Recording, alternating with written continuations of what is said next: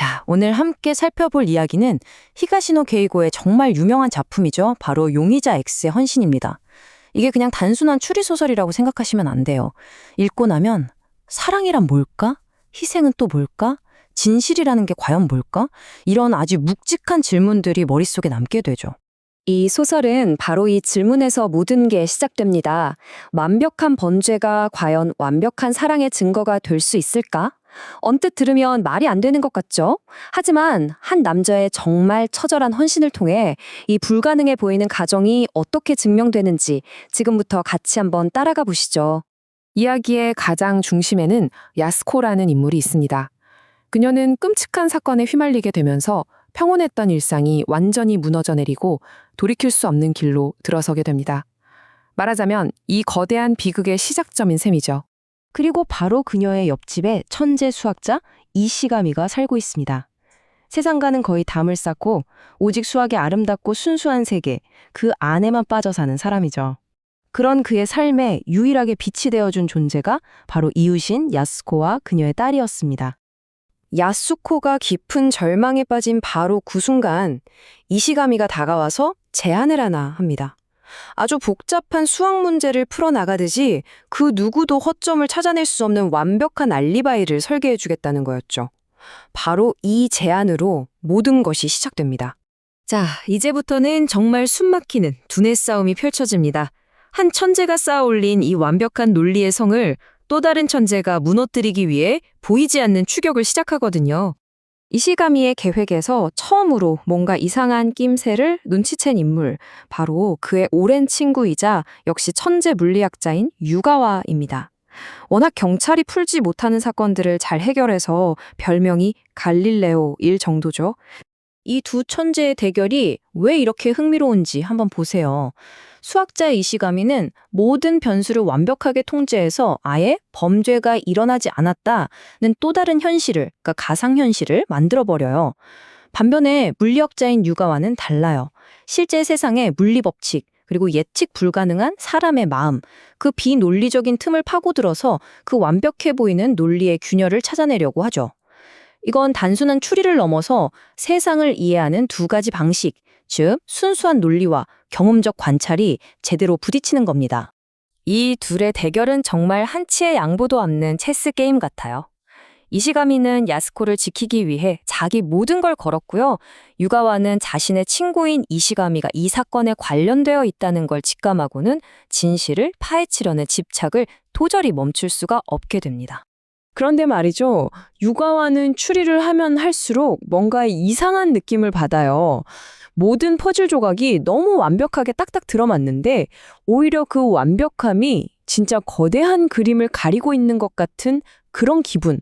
혹시 모두가 처음부터 완전히 잘못된 문제를 풀고 있었던 건 아닐까요? 그리고 마침내 우리가 지금까지 믿어왔던 이야기의 판 전체를 뒤집어 엎는 엄청난 진술이 모습을 드러냅니다. 이 이야기에서 가장 충격적인 부분이죠. 유가와는 이 진실과 마주하고 깊은 고뇌에 빠지게 됩니다. 때로는 진실을 파헤치는 그 행동 자체가 누군가의 숭고한 희생을 완전히 파괴해버리는 일이 될 수도 있다는 걸 깨달은 거죠. 이 소설의 핵심이 바로 이겁니다. 이시가미가 만든 그 완벽한 알리바이는요, 사실 야스코의 살인을 덮기 위한 게 아니었어요.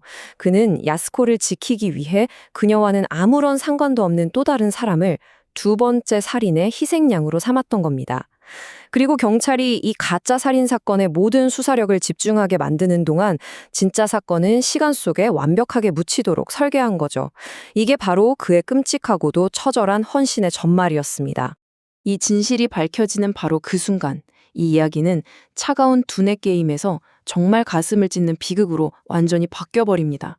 한 남자가 사랑하는 사람을 위해 자기 자신을 얼마나 깊은 나락으로 던질 수 있는지, 그 사랑의 무게를 우리가 직접 마주하게 되는 순간이죠. 자, 이제 이야기는 우리에게 훨씬 더 복잡하고 날카로운 질문들을 던지기 시작합니다. 과연 무엇이 진짜 옳은 것인가?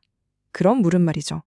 이 작품이 던지는 가장 날카로운 질문은 바로 법적 정의와 인간적 도덕 사이의 충돌입니다. 범죄는 반드시 밝혀져야 한다는 사회적 약속, 그리고 한 사람을 위한 숭고한 희생의 가치. 여러분이라면 이 둘 사이에서 뭘 선택해야 할까요? 그렇죠. 법이 말하는 정의는 명확합니다. 어떤 범죄든 밝혀줘야 하고 그걸로 사회 질서를 유지해야 한다는 거죠.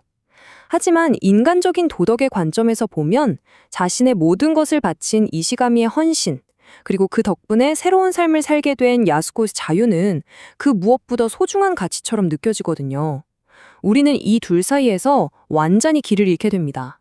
결국 유가와가 밝혀낸 진실은 이시가미의 희생이 가지고 있던 그 숭고한 의미 자체를 무너뜨리는 결과를 낳고 말았습니다.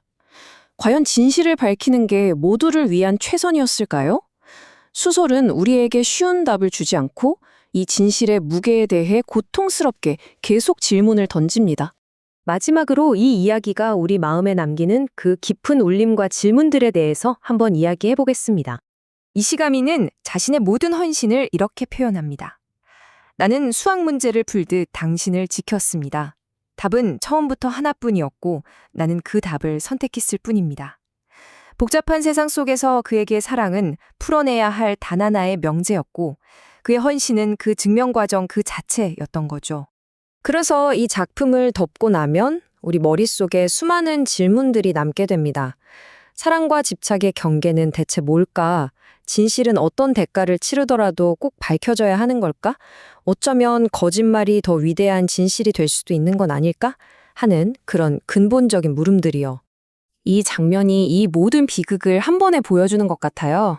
이시가미는 세상을 논리라는 방정식으로 풀려고 했지만 사랑이라는 도저히 계산할 수 없는 변수 앞에서 그의 완벽했던 공식은 처참하게 무너져 내렸습니다. 결국 이 이야기는 차가운 이성과 뜨거운 감정의 비극적인 충돌, 그 자체라고 할 수 있겠네요. 진실을 밝히는 길, 그리고 한 사람의 숭고한 희생을 지켜주는 길. 만약 여러분이 그 갈림길에 서게 된다면 과연 어떤 선택을 하시겠습니까? 이 질문에 대한 답을 한번 진지하게 고민해 보는 것, 어쩌면 이것이야말로 이 작품이 우리에게 남긴 가장 큰 선물이 아닐까 싶습니다.